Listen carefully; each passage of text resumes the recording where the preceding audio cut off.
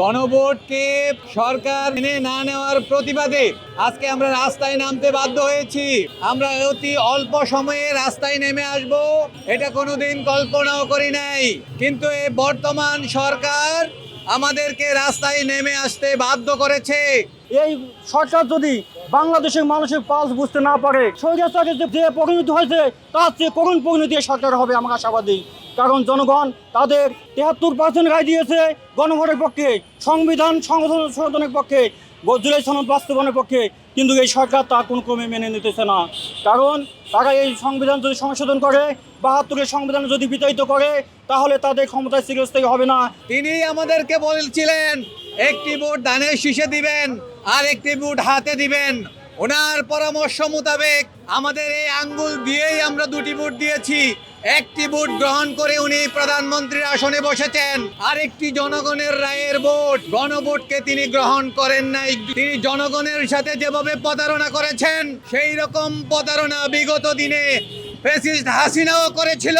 তার পথ ধরেই তিনি আজকে সেই পথ অবলম্বন করে জাতির সাথে চরম প্রতারণা করেছেন।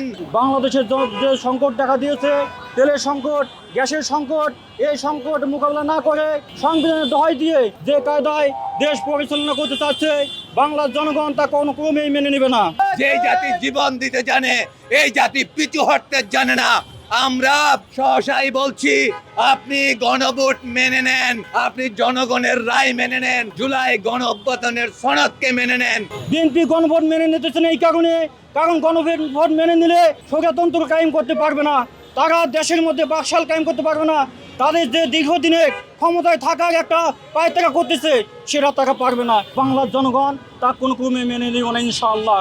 ভারত হাসিনাকে রক্ষা করতে পারে নাই, ভারত আপনাকেও রক্ষা করতে পারবে না। এই দেশের জনগণ প্রতিবাদ করতে শিখেছে, এই দেশের জনগণ তাদের অধিকার আদায়ের জন্য আন্দোলন করতে শিখেছে, জীবন দিতে শিখেছে। যে জাতি জীবন দিতে জানে, এই জাতি পিছু হটতে জানে না।